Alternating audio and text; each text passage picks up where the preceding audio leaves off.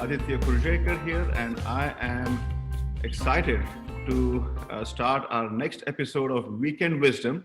My guest today is Dirk Van Quaquebeke. Dirk, thank you for being here and welcome. Thank you. Thank you for having me, Aditya. Excited. Thank you. So we are live streaming on YouTube, LinkedIn, and Twitter. So thank you everyone for taking time on a Saturday. If you're on the West Coast, it's 6 a.m. If you're in Singapore, it's 9 p.m. And if you might be in Australia or somewhere like that, it's even later. We will see. So I would like you, Dirk, to first introduce yourself for people who may not know you. I've had the pleasure of having to come to know you and your firm a little bit, but if you don't mind, in your own words. Sure.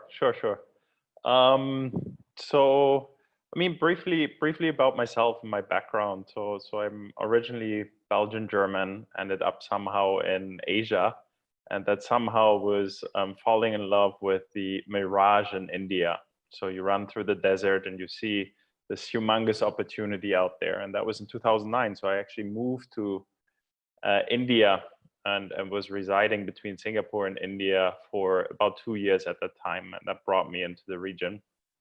And I was trying to build a company in what I call ABCD, astrology, Bollywood, cricket, discounts, and I was in the latter, and that's where my love relationship started with the region.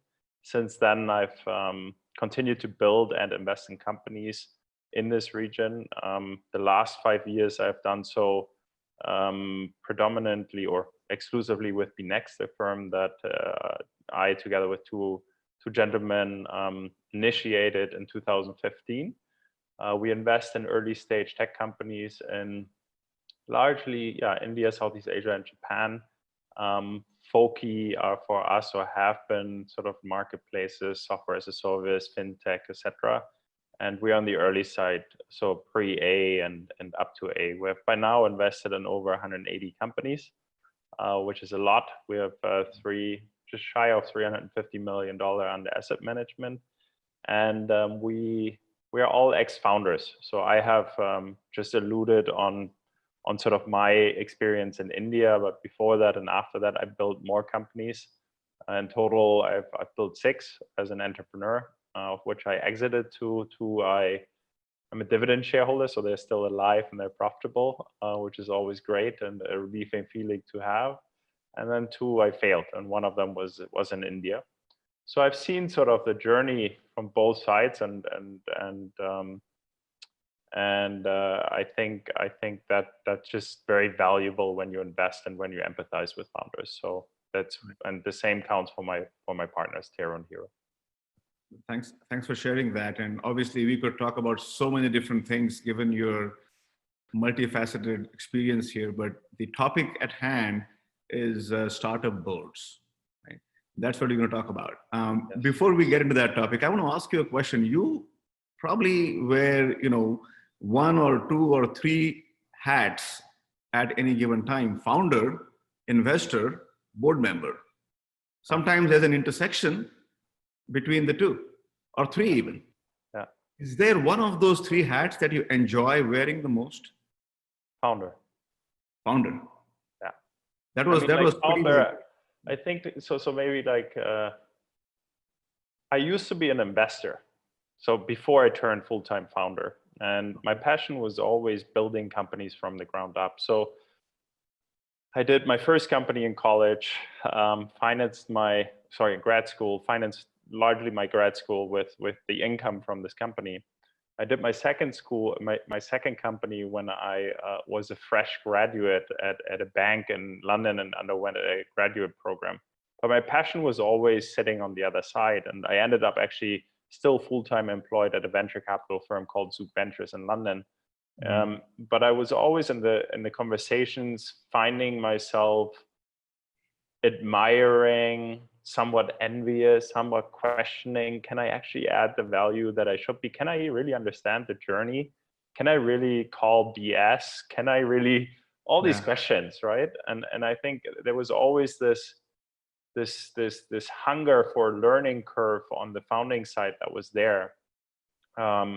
and that drove me ultimately to not only become a founder full-time, but also like I exited my first company before I did that. And my parents sort of gave me the blanco check of like, okay, now we trust you and this internet thing seems to work.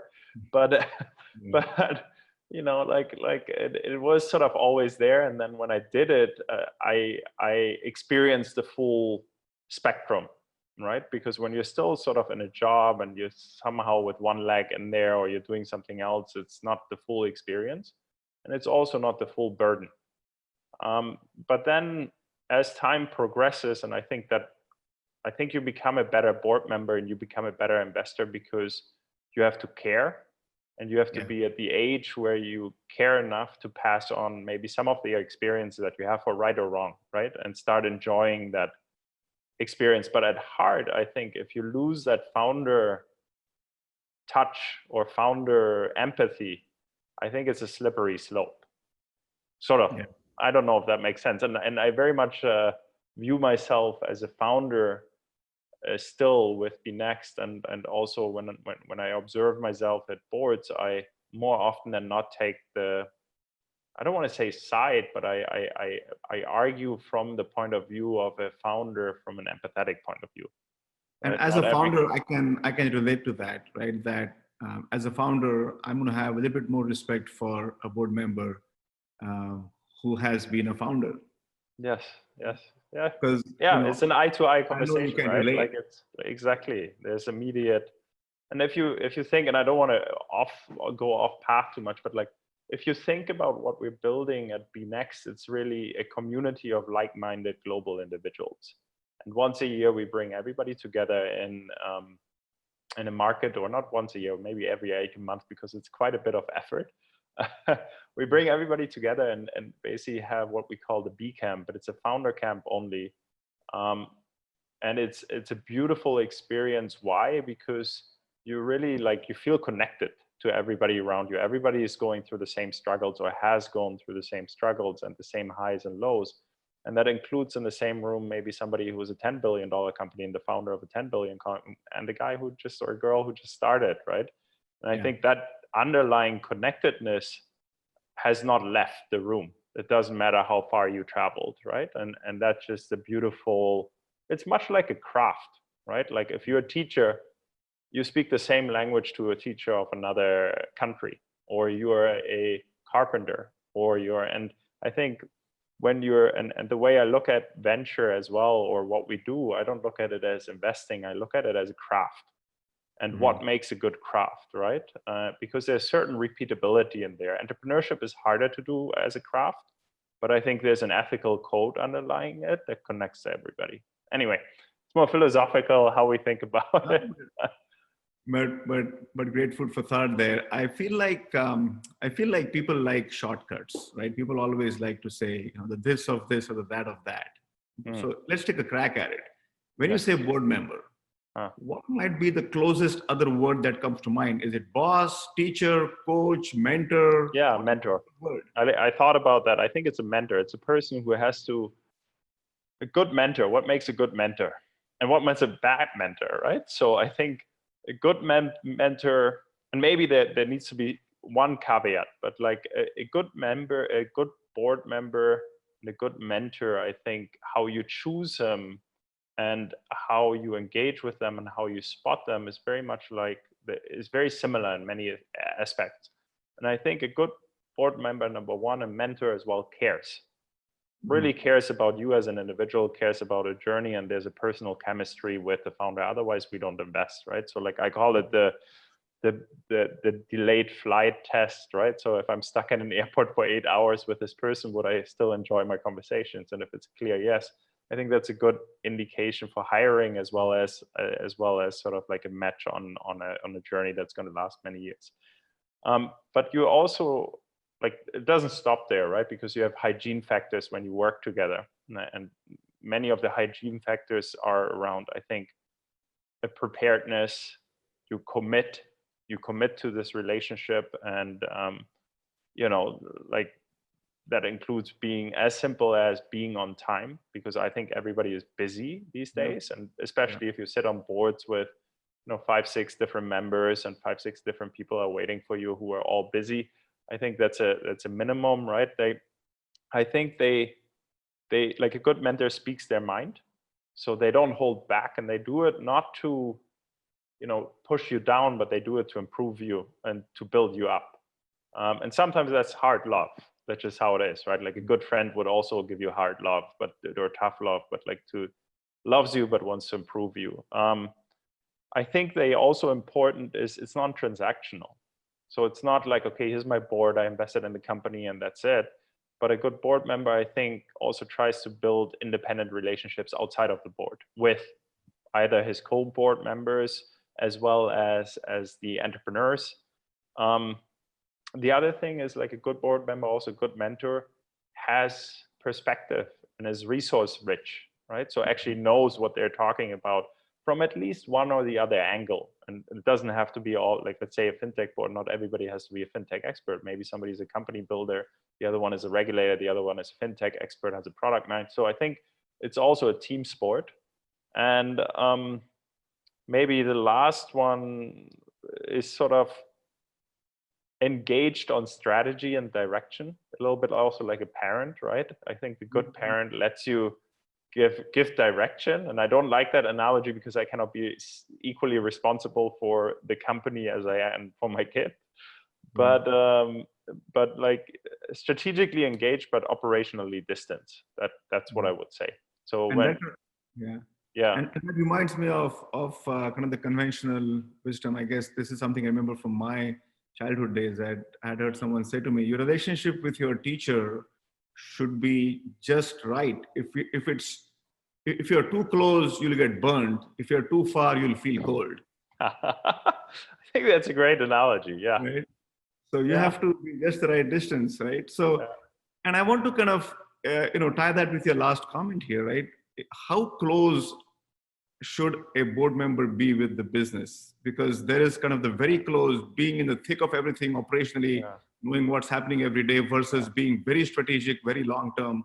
What's the balance here? Yeah, I think that's a great question. And I think sometimes we struggle with it, and I'll give you a few analogies, right? So I think one has to differentiate what's an internal and an insider and what's an outsider. And I would categorize myself, i.e. an investor in a company, as an outsider. Anybody who's operationally active is an employee of the company. So when I see companies, like when I see board members on an individual level, operationally too involved and micromanaging the founders, I think it's a bad thing, because then ultimately you have backed the wrong founder.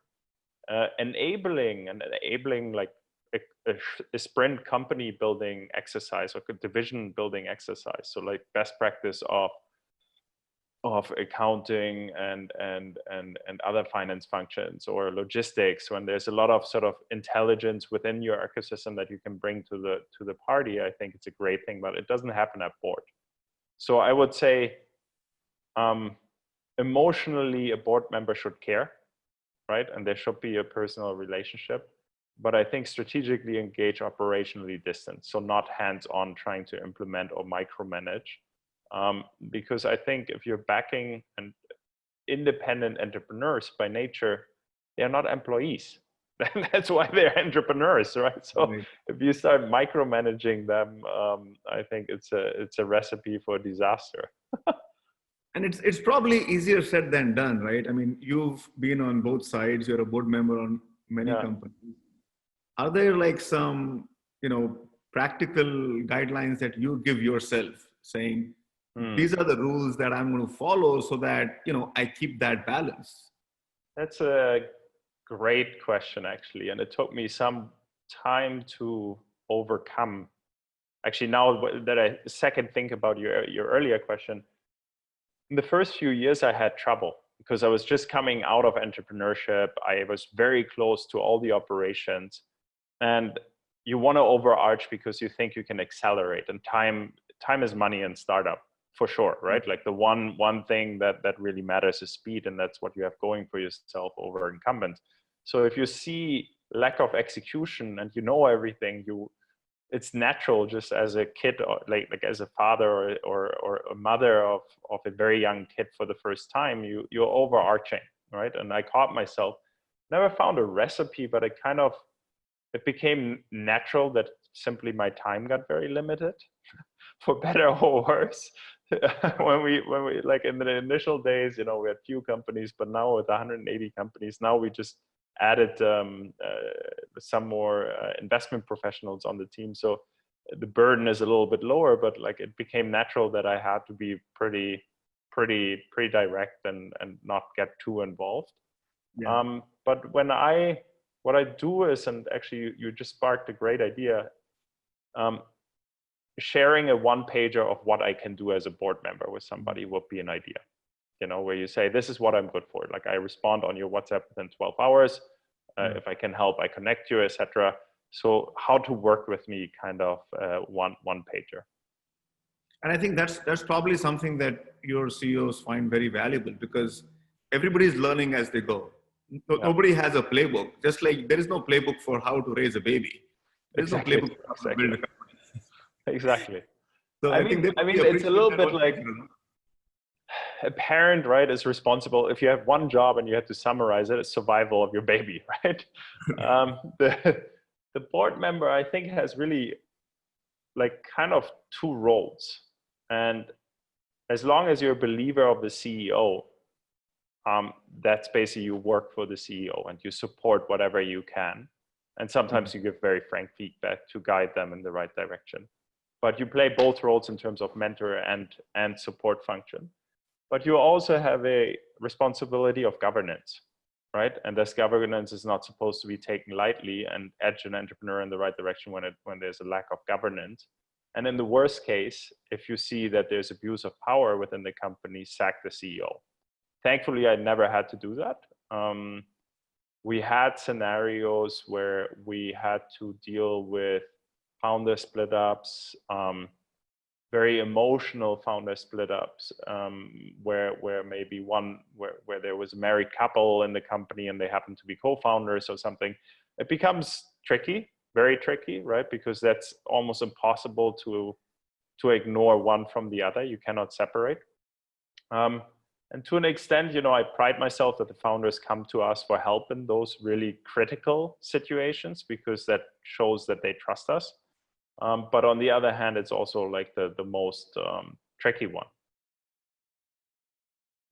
Now, if you, you said you haven't had to deal with the worst case scenario in all of these companies, which is a great thing. But I always feel like people learn the most when bad things happen.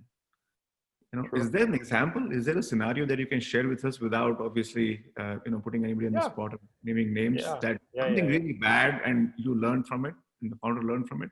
Yeah, I think the worst, like why do companies die? And that's partially my responsibility to try to prevent that from a passenger and not a pilot seat, right?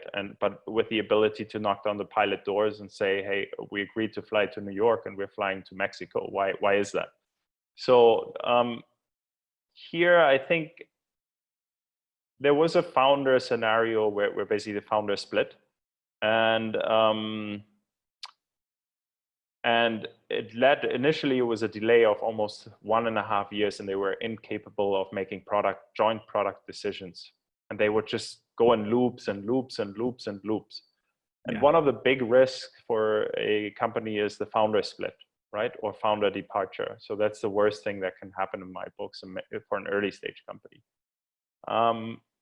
Here, I listened for a year plus, and I said, try to console and try to make it work, much like a marriage. But after 1 year, I said, guys, I don't think this is going to work.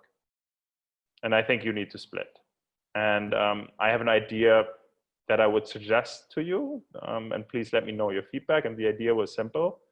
It was essentially they had vast differences on strategic direction.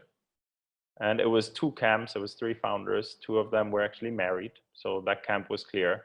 And the other one was isolated somewhat, right? And the dynamic not very easy. And I sat them down and I called another board member, so the other one that they trusted the most, and I informed the other board members of what I had planned. And I said, look, why don't we do a strategy session? Both of you walk us through on what you have in mind. And myself and my other board member decide which one we're going to back. And the other party has to depart, be collaborative, be a good leaver, keep their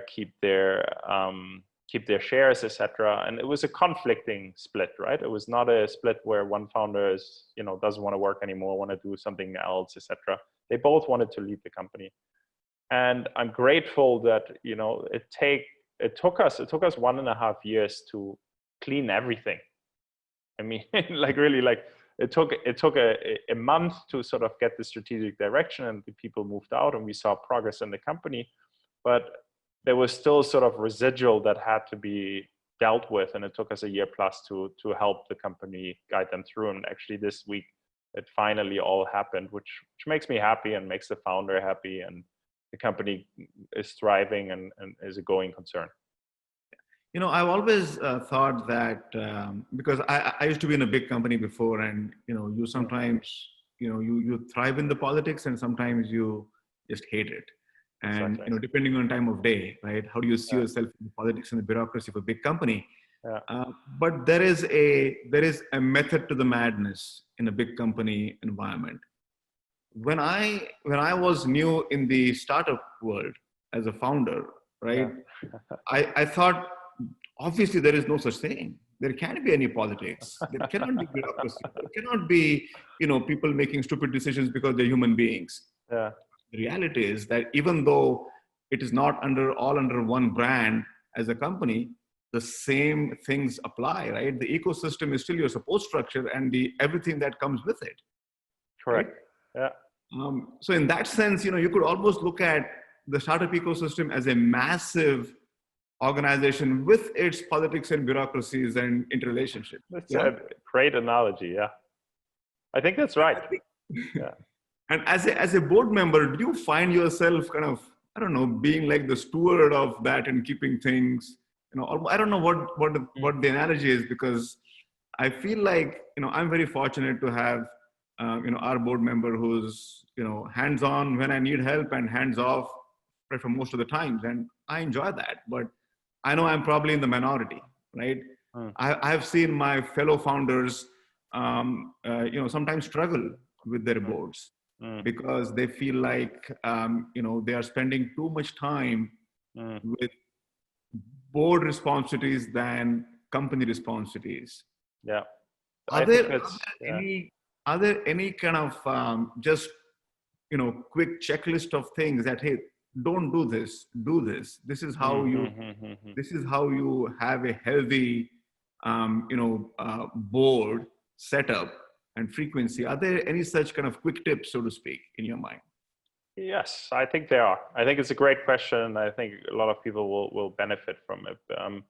So I think maybe step back. Why do boards exist, right? And if you set up your company, and there are basically two things: economic rights and control rights, or fiduciary rights. And essentially, the board is one of the gremia in the fiduciary duty or control rights. And if you look at any investor that has investors themselves, LP limited partners like ourselves, there's a fiduciary duty to our investors that we have some sort of insight within the company.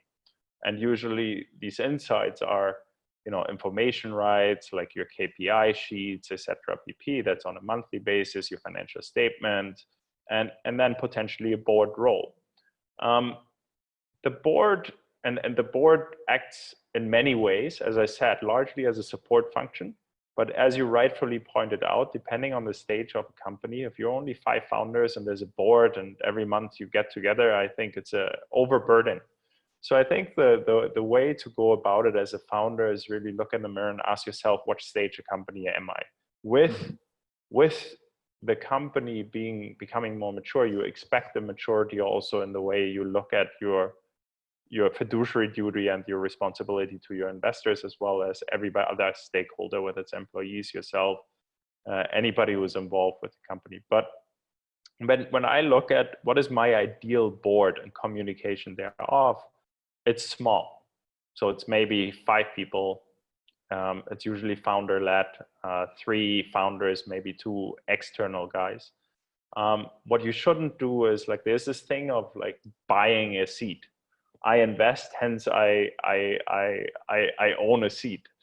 If that is becoming a little bit like a norm, to be honest, which is not necessarily like this mentorship model, because I think you need to invite and accept board members, right? And it's a mentor-mentee relationship. But to protect yourself and your company from that, I think it's a good hygiene factor to introduce into your document some sort of a threshold when you start losing board seats. So like if your shareholding goes under X%, you can only have an observer seat, or you lose your observer seat. So that is sort of from a going concern of size perspective. Why 5? Because one, you still control the board, and number one, it's compact and it's quick. Because when you have too large a company or too large a board for a medium size, and we're talking startups, so let's say anything under B round sort of size, it gets a little messy. It gets a lot of it like everybody has an opinion and direction, and gets a little bit lost.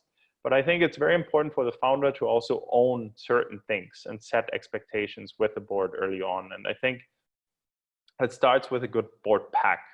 And what I mean is, number one, board pack, schedule, and agenda. And essentially, if you on investment say, hey, once a quarter, we're going to go deep. And deep means like we spend 3 hours, we pick up maybe, we spend maybe 30 minutes on anything admin, 2 hours, anything really problems and discussions, and go deep, and maybe strategic question, and then maybe 30 minutes on exec session. Exec session means like you exclude the execs, and it's actually only the CEO and yourself as a board, and you give feedback to the CEO on, like, so he learns or she learns.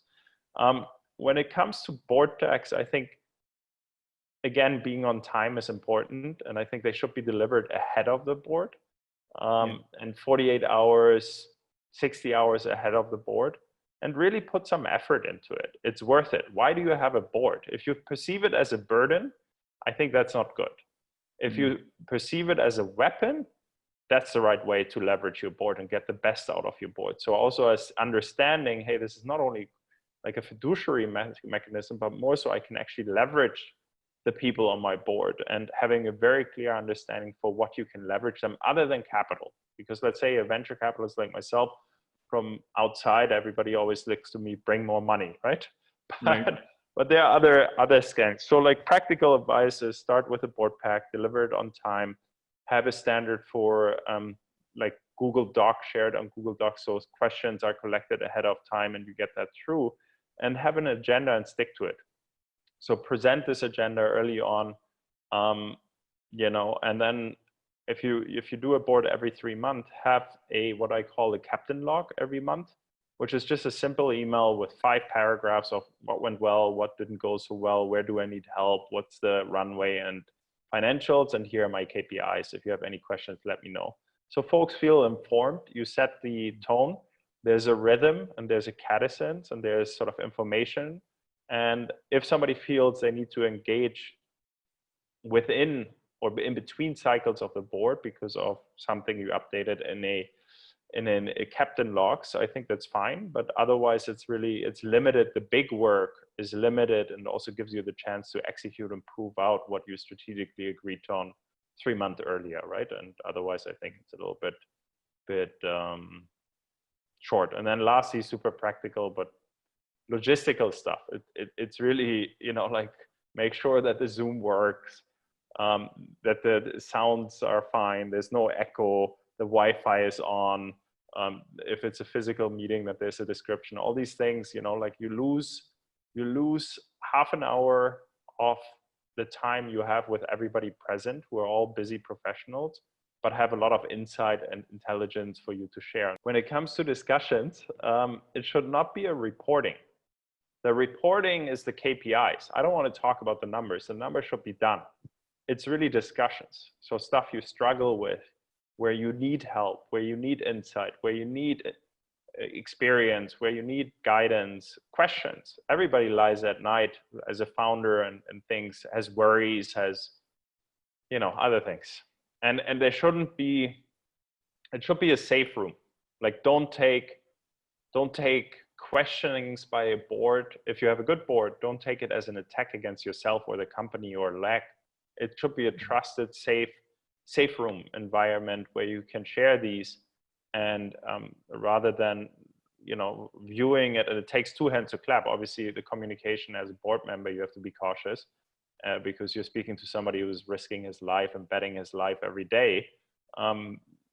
You know, so I think the tone, we say in my language, the tone makes the music, but it also takes two hands to clap, right? So like, I think both ways.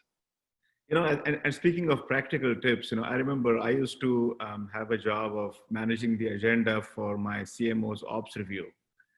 Like, you know, on and on, every few weeks there's an ops review with a different part. And the one thing I learned was when you're putting an agenda together, you know, it's inevitable that you're going to run out of time because conversations happen.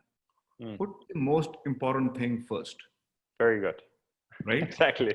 So I think the two mistakes I see, even if you have an agenda at board meetings, is either no timekeeping, and you want, I agree, you want to, and that's a role, to be honest, of a good chairman. And usually there is no chairman appointed, so it should be the founder to actually drive these conversations and drive them to a conclusion. And if it requires additional offline discussion, you take it offline, but like really drive the agenda and set times. You know, here's the agenda. This is what it will cover. Let me know if there's anything else. Everything on the GDoc. You can push some questions in. You have the KPIs already, and ideally you have the board deck already. So you have like a good board member would be prepared, would be interested, commits to it. So invest time and actually ask the questions ahead. And then it becomes a very efficient, good experience on the one hand, but it also allows to go deep enough. And if there's required to be like further side groups, then so be it, you know, on particular topics. But I agree, most important at the top, not at the end. Right. Have you, have you received homework or action item from a board meeting? Yes, of course, many. Which is like something that you're, wow, I didn't expect that to be my homework. Yes, so I'll tell you a story. I have not succeeded on the homework, but like sometimes I ask as a board member, what's the 1% like outcome that I can give you or contribution I can give you as a board member that is largely a facilitation role for an introduction or something to put you in the same room with somebody that would be 100x for your company, but the probability of it happening is 1 in 1,000, right? And I invested in a company in Africa. They're called Safe Boda. They're the largest two-wheeler ride-hailing company, so like Gojek of Africa. And they said, oh, that's a great question. Let us think. And they said, could you get us Obama as a pro bono advisor? It's like, let me try. So I've been trying. I managed to like reach out to a friend who sits on the advisory. It's like an Africa advisory council with the daughter of Hillary Clinton. And we tried, but like we haven't really succeeded yet. But essentially the hypothesis was, who is the coolest black guy alive? And they said, it's Obama. Can you get us Obama as a pro bono advisor? And like we tried, we never made the connect. So if anybody hears me, that's still one of my to-dos. There you go. Let's see if this video, reaches Obama. How's that? That's amazing. Challenge, yeah? Amazing. I have one more question for you because I feel like given your background and given where you do business today, you probably might have seen and observed this, right? I see differences in how, traditional, and I come from India, so I can appreciate the Indian Asian psyche as compared to the Western psyche of, how do I say, taking direction versus speaking up and confronting somebody when you don't agree with somebody. Yeah. And I find that it's a very deep-rooted thing, right? And there's a story of this Korean airline which crashed because the co-pilot did not have the courage to tell the pilot that something was wrong. He was so used to taking direction, he did not tell the pilot what he was fearing was a problem, and the plane crashed. Wow. Yeah. And the question here is, do you see such evident, or are there things that you need to do specially or differently because you operate in Asia as a board member? That's a great question. I think, I mean, Asia is large, I would say. Sure.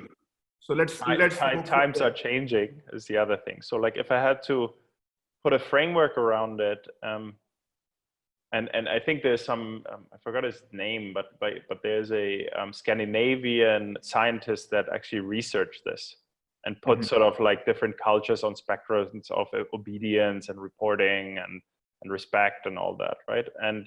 And indeed, Southeast Asia in particular is very culture of saving face, right? So like not speaking up to your superiors, your elders, your you know, like hierarchy, etc. And the further you go east, sometimes it feels it gets more pronounced. So in Indonesia, it's just a very friendly country and very, very yeah, not aggressive, not the typical DNA you would see in some founders, right? Yeah. But I think and I'm generalizing here, right? I think a few observations are, so we have it, yes. Two, I think founders per se don't necessarily fall in this category and have some sort of a circuit breaker in their, or switch breaker in their back that doesn't apply as harshly. Yeah. And then I think also it's a question of age. So as a matter of fact, what I observed, let's say in Vietnam, in markets like Vietnam, it's a mix between mistrust and actually not realizing that whoever is on your board is very likely on your side if it's a good board, right? And is actually incentivized to be on your side. But there has been such a huge mistrust in some societies to fellow citizens, to the government, to oppression, to dictatorship, etc., that in older generations, sometimes this is higher than in younger, more sort of internet savvy generations, as I may say. So it's less of a problem, but I alluded to it last point, and that's something that I try to do is really in the kickoff after I invest and I join a board, or I usually don't appoint myself, but I'm an observer and I participate and everything, but I don't appoint myself because I don't want to sit on 30, 40 boards and have to do everything, right? And there's also certain liabilities. But from a value add perspective, I sit on many. And creating that safe environment is important in the kickoff. And that takes two hands to clap again. And I think it has to come exactly from the folks that join to make it very clear, how do you operate and how do you work with founders? And I think you gave me a great idea. I'm going to start this one pager on how to work with Dirk as a board member and what to expect from me, simply to create, on the one hand, sort of like, this is my protocol, this is what I expect, these are the one, two things that are needed to keep me happy, and this is what you can expect from me, you know, in the board moment. How can I help you to make sure that you never hold back? Because sometimes it starts with a good intention, but then ends in a disaster, because like every year or every week or whatever, you're holding back, and you think you don't have to speak about it until it's too late. I know we are over time, but I want to ask this one question that we have from Chirant here, if you don't mind. And Sure. I'm going to paraphrase that a little bit. You know, in that one pager of yours, if there is one thing that separates a good board member from a great board member, what would be that one thing be? That's a great question. I ask this because I know Chirant, and I know he himself is a very I might know who investor and a founder. Yeah. I think they're like, I listed some of these points down and I'm looking at them right now, right? I said sort of is prepared and committed. I think it's the empathy and actually caring. Like caring, right? Because if you care, and once you care, and this care goes beyond sort of like thick and thin, and you're a good person, you know, which I assume 99% of humanity are, or I usually give the benefit of the doubt. I think if you care and you're capable, which are basically the preconditions, I think then that's the most important. Once you stop caring, it becomes a boring board, it becomes a boring relationship, it becomes an unengaged relationship. And that can happen because, you know, maybe expectations were not set properly, just like any relationship really, right? Or just too many disappointments, or disbelief in the founder or in the company per se. And in the end, you know, like when I speak to folks, I give a lot, I share a lot, but I don't expect them to adopt everything. I expect them to be independent thinkers, founders, and adopt what they deem relevant in their context. And I enjoy the process of sharing, but have I ever been let down by a founder where I would say I like stopped caring? I don't think so. But I think if I would, it would be terrible, right? Because then the relationship is somewhat over. I think that's it. I think that's a great place to end, because I feel like it is such a important human quality, and so simple yet so important, right? And that's the separation between good and great as a board member, the empathy. Dirk, I want to thank you. This was great. I appreciate you taking the time. I will let you get to the beer after a long conversation on a Saturday evening. So yes, thank you for that. Truly enjoyed it. Thank you so much for having me, Aditya. I hope it's useful for some founders out there, and you gave me a great idea of designing that one-pager, how to work with Dirk on a board. Thank you. With that, this is Weekend Wisdom on MEDICI Studio. Thank you, everybody.